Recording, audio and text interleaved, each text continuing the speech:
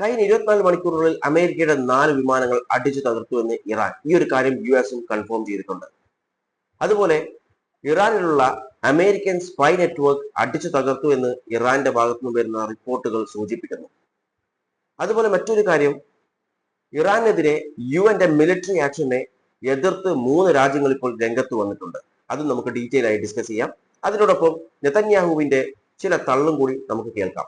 ആദ്യം തന്നെ 4 അമേരിക്കൻ പ്ലെയിനുകൾ അടിച്ചു പൊളിച്ചത്. പ്ലെയിന് മാത്രമല്ല, രണ്ട് പ്ലെയിൻസും എയർക്രാഫ്റ്റും അതുപോലെ 2 ഹെലികോപ്റ്ററുമാണ് പൊളിച്ചിട്ടുള്ളത്. ആദ്യത്തത് ജെറ്റാണ്.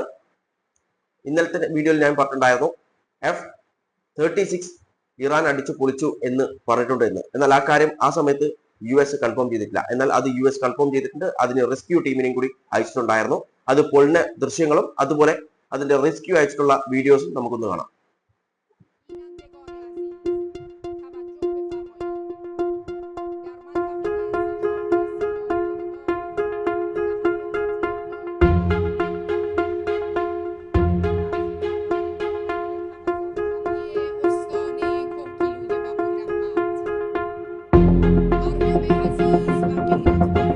اهالی استان کهگیلویه و بویراحمد، مردم عزیز و غیرتمند، طبق اطلاعیه نیروی انتظامی کهگیلویه و بویراحمد، اگر خلبان یا خلبانان دشمن را دستگیر و زنده تحویل نیروهای نظامی و انتظامی بدهید، مژدگانی و پاداشی در خور به شما اهدا می شود.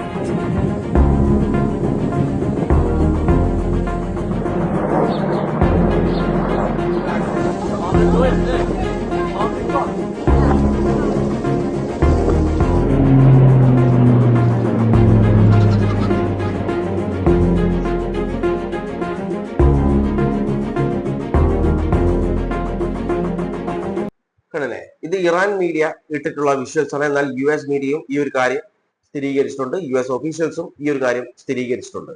ഇതിൽ ആ ഒരു ലേഡി പറയുന്ന കാര്യം എന്ന് പറയുന്നത്, അതിൽ നിന്ന് വീണിട്ടുള്ള ക്രൂവിനെ കണ്ടെത്തി കൊടുത്തു കഴിഞ്ഞാൽ റിവാർഡ് കിട്ടും എന്നുള്ള ഒരു കാര്യമാണ് പറഞ്ഞത്. നമുക്ക് 1 by 1 ആയിട്ട് നോക്കാം. ഇതിലിപ്പോൾ US search and rescue operation നടക്കുന്നുണ്ട് സെൻട്രൽ ഇറാനിൽ എന്നാണ് പറഞ്ഞത്. ആ സമയത്ത് അത് വീണപ്പോ, ആ ജെറ്റ് വീണപ്പോ unnamed US officials confirm the jet down. Jet down ചെയ്തിട്ടുള്ള, അതായത് പൊളിന് വീണിട്ടുള്ള കാര്യം US ഒഫീഷ്യൽസ് അത് കൺഫേം ചെയ്തിട്ടുണ്ട്. US helicopters on search also hit. അതായത് സെർച്ചിന് പോയിട്ടുള്ള US ഹെലികോപ്റ്റേഴ്സും ഹിറ്റ് ചെയ്തിട്ടുണ്ട്. അതിനും കിട്ടി പണി. അതായത് അന്വേഷിച്ച് പോയ ആളുകൾക്കും കിട്ടി. കോൺഫ്ലിക്റ്റിന് റിപ്പോർട്ടാണ്. റിപ്പോർട്ടിൽ ചെറിയൊരു കോൺഫ്ലിക്റ്റ് ഉണ്ട്. അതായത് ഇറാൻ പറയുന്നത് F-35 ആണെന്നാണ്. എന്നാൽ US പറയുന്നത് F-15 ആണ് വീണിട്ടുള്ളത് എന്നാണ്. അത് കോൺഫ്ലിക്റ്റ് ഉണ്ട് രണ്ടുപേരുടെ റിപ്പോർട്ട്സിൽ. അതുപോലെ ഇറാൻ ഓഫർ ചെയ്തിട്ടുണ്ട് റിവാർഡ് US ക്രൂവിനെ കണ്ടെത്തി കൊടുത്തു കഴിഞ്ഞാൽ. അതുപോലെ മറ്റൊരു വാർത്ത US നിന്ന് വരുന്നത് ഒരു ക്രൂവിനെ ലഭിച്ചിട്ടുണ്ട് എന്നൊരു കാര്യമാണ്. എന്നാൽ ഇത് ഇറാൻ ഇതുവരെ കൺഫേം ചെയ്തിട്ടില്ല. അതുപോലെ 2 ഹെലികോപ്റ്റേഴ്സ് പൊളിച്ചിട്ടു എന്ന് പറഞ്ഞല്ലോ, അത് പൊളിക്കുന്ന ദൃശ്യം ഒന്ന് കാണാം.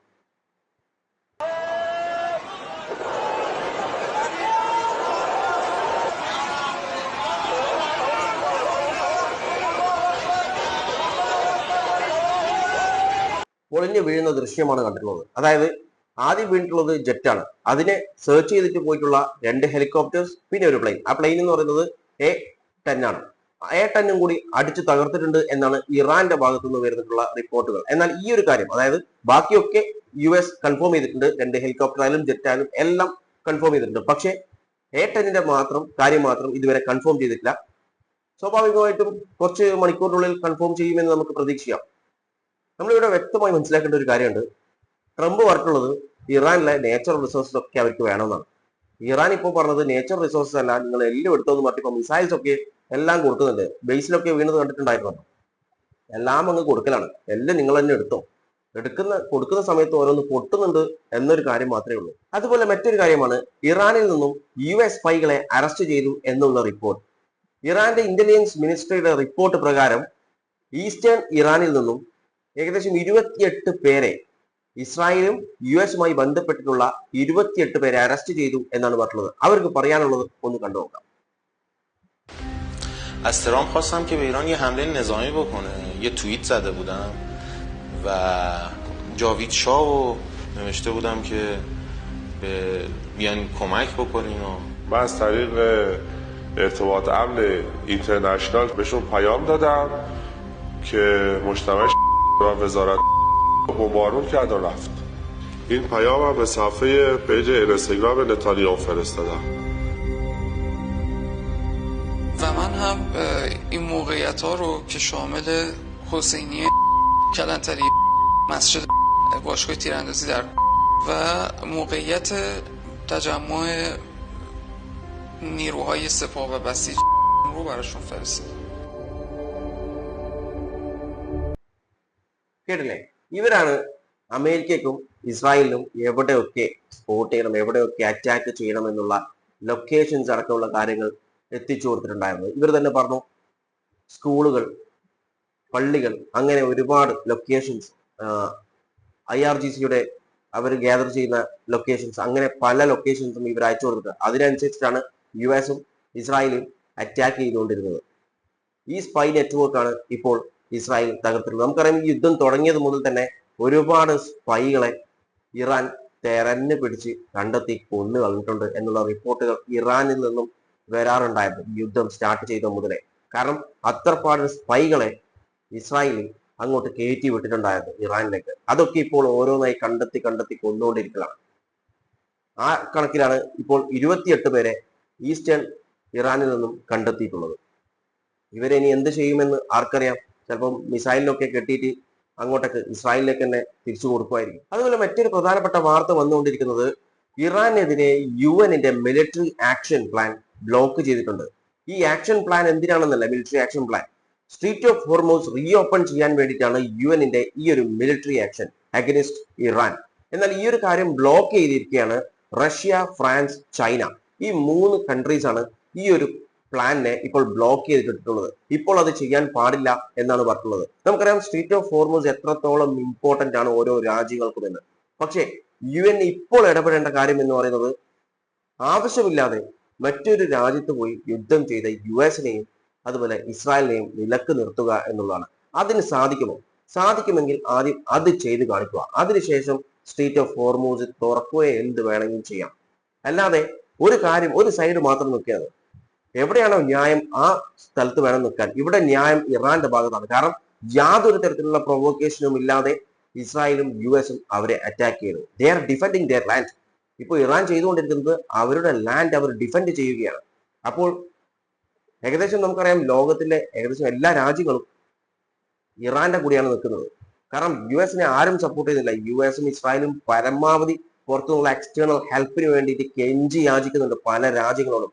നാറ്റോ രാജ്യങ്ങളോട് അടക്കം ചോദിച്ചിട്ടുണ്ടായിരുന്നു. പക്ഷേ നാറ്റോന്റെ രാജ്യങ്ങളടക്കം പറഞ്ഞിട്ടുള്ളത് ഹെൽപ്പ് ചെയ്യില്ല എന്ന് തന്നെയാണ്. അവർ ഒരു കാരണവശാലും ഹെൽപ്പ് ചെയ്യില്ല എന്നാണ് നാറ്റോ പറഞ്ഞിട്ടുള്ളത്. ഒരു ഭാഗത്തുനിന്നും ഇസ്രായേലിനോ US-നോ ഹെൽപ്പ് കിട്ടുന്നില്ല. അതാണ് സത്യം. ഇനി നമുക്ക് നെതന്യാഹുവിന്റെ കുറച്ച് തള്ള് ഒന്ന് കേട്ടിട്ട് വരാം. ഇത് AI ആണോ IA ആണോ എന്താണെന്ന് അറിയില്ല, ഒന്ന് കണ്ടളെ. יחד עם ידידינו האמריקנים, אנחנו ממשיכים לקטוש את משטר הטרור באיראן. אנחנו מחסלים מפקדים, מפציצים גשרים, מפציצים תשתיות. בימים האחרונים חיל האוויר השמיד 70% מיכולת ייצור הפלדה של איראן. זה הישג אדיר ששולל ממשמרות המהפכה גם מקורות כספיים וגם את היכולת לייצר הרבה כלי נשק. בתיאום מלא ביני לבין הנשיא טראמפ, בין צבא ההגנה לישראל וצבא ארצות הברית, אנחנו נמשיך לקטוש את איראן. המשטר הזה חלש מאי פעם, ישראל חזקה מאי פעם. കേട്ടല്ലോ, ഇതിൽ നിന്ന് നമുക്ക് 2 കാര്യങ്ങൾ എടുക്കാം. ഒന്നാമത് പറഞ്ഞിട്ടുള്ളത് ഞാനും ട്രംപും ഇറാൻ എന്ന ടെററിസ്റ്റ് റെജീമിനെതിരെ യുദ്ധം ചെയ്തുകൊണ്ടിരിക്കുകയാണ്, അല്ലെങ്കിൽ ഫൈറ്റ് ചെയ്തുകൊണ്ടിരിക്കുക ആണെന്നാണ് പറഞ്ഞത്.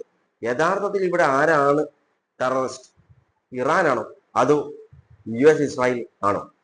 US ഇസ്രായേൽ ആണ്. കാരണം യാതൊരു പ്രൊവോക്കേഷനും ഇല്ലാതെ ഒരു രാജ്യത്തെ പോയി അടിക്കുകയാണ് ചെയ്തത്. അത് മാത്രമല്ല, ഈ ഇസ്രായേൽ എന്ന് പറയുന്നത് ഒരു രാജ്യത്തെ മാത്രമല്ല, ഇപ്പൊ പല രാജ്യങ്ങളെയും ടാർഗറ്റ് ചെയ്തുകൊണ്ടിരിക്കും. ഇതിന് മുൻപും ടാർഗറ്റ് ചെയ്തിട്ടുണ്ടായിരുന്നു. അപ്പോൾ ആർക്കാണ് യഥാർത്ഥ പ്രശ്നം? മറ്റു രാജ്യങ്ങൾക്കാണോ അതോ ഒറ്റക്ക് നിന്ന് പല രാജ്യങ്ങളെയും അടിക്കുന്ന ഇസ്രായേലിനാണോ പ്രശ്നം? യഥാർത്ഥത്തിൽ പ്രശ്നം ഇസ്രായേലിനാണ്. കാരണം ഇസ്രായേലിന് പ്രശ്നങ്ങൾ ഉള്ളതുകൊണ്ടാണ് ഇസ്രായേൽ ഒരു രാജ്യത്തെ മാത്രമല്ല അടിക്കുന്നത്, പല രാജ്യങ്ങളെയും അടിച്ചുകൊണ്ടിരിക്കുന്നുണ്ട്. ഇപ്പോഴും അന്നും, അതായത് അന്നും എന്നും അവർ പല രാജ്യങ്ങളും അടിച്ചുകൊണ്ടിരിക്കുന്നുണ്ട്. അപ്പം യഥാർത്ഥ പ്രശ്നക്കാർ ഇസ്രായേലിലുള്ള ആൾക്കാരാണ്. ഐ മീൻ ഇസ്രായേൽ എന്ന രാജ്യമാണ് യഥാർത്ഥ പ്രശ്നങ്ങൾ, അവിടെ ഭരിക്കുന്ന ആളുകൾ. ഓക്കെ, അവിടുത്തെ ജനങ്ങളെ മുഴുവനായിട്ടും പറയുന്നില്ല, കാരണം ജനങ്ങളിൽ ഭൂരിപക്ഷവും ഗവൺമെന്റിനെ സപ്പോർട്ട് ചെയ്യുന്ന ആളുകൾ തന്നെയാണ്. പക്ഷേ അവിടെയും നല്ല ജനങ്ങളുണ്ട്, ഇല്ല എന്ന് നമുക്ക് പറയാൻ പറ്റില്ല.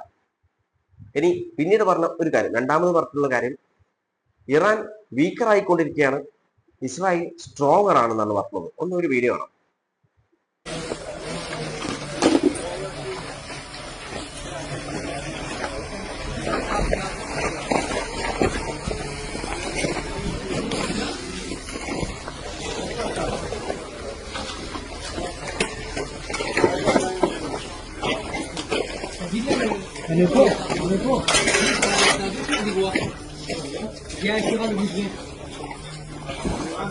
אני לא יודע מה הכתובת פה, מישהו יודע מה הכתובת פה?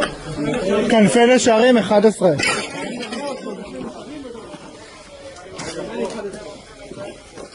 കണ്ടല്ലോ, ഇത് ഇന്നലെ സംഭവിച്ചാണ്. അതായത് അതായത് വീക്കർ ആയിട്ടുള്ള ഇറാന്റെ ഒരു മിസൈൽ വീണതാണ് എവിടെ, ഇസ്രായേലിൽ. തവിട് പൊടിയായിട്ടുണ്ട്. കഴിഞ്ഞ 3-4 ദിവസമായിട്ട് നമുക്കറിയാം ഹെവി അറ്റാക്കാണ് ഇറാൻ നടത്തിക്കൊണ്ടിരിക്കുന്നത് ഇസ്രായേലിനെതിരെ മാത്രമല്ല US-നെതിരെയും കിട്ടുന്നുണ്ട്. ഇപ്പോൾ തന്നെ പറഞ്ഞു 24 മണിക്കൂറിനുള്ളിൽ US-ന്റെ 4 എയർക്രാഫ്റ്റുകൾ അടിച്ച് തകർത്തു കൊടുത്തിട്ടുണ്ട്. ബേസിലേക്കാണെങ്കിൽ വേറെ അടി പോകുന്നുണ്ട്, ഇസ്രായേലിനാണെങ്കിൽ വേറെ അടി പോകുന്നുണ്ട്. ഇതാണ് പറഞ്ഞത് ഇവരാണ് വീക്കർ എന്ന്. പിന്നെ പറഞ്ഞത് ഇസ്രായേൽ സ്ട്രോങ്ങർ ആണെന്ന്. ഈ സ്ട്രോങ്ങർ ആയിട്ടുള്ള ഇസ്രായേൽ എന്തിനാണ് US-ന്റെ കൂട്ടുപിടിക്കുന്നത്? അത് മാത്രമല്ല, US ഇപ്പോൾ എന്തിനാണ് മറ്റു രാജ്യങ്ങളോട് ഹെൽപ്പിന് വേണ്ടി കെഞ്ചുന്നത്? സ്ട്രോങ്ങർ ആയ നിങ്ങൾക്ക് ഒറ്റക്കടിച്ച് തീർത്താൽ പോരെ? എന്തിനാണ് മറ്റു രാജ്യങ്ങളെയും കൂടി ഇതിലേക്ക് ഇൻവോൾവ് ചെയ്യാൻ നോക്കുന്നത്? അപ്പോൾ യഥാർത്ഥത്തിൽ ആരാണ് വീക്ക്, ആരാണ് സ്ട്രോങ്?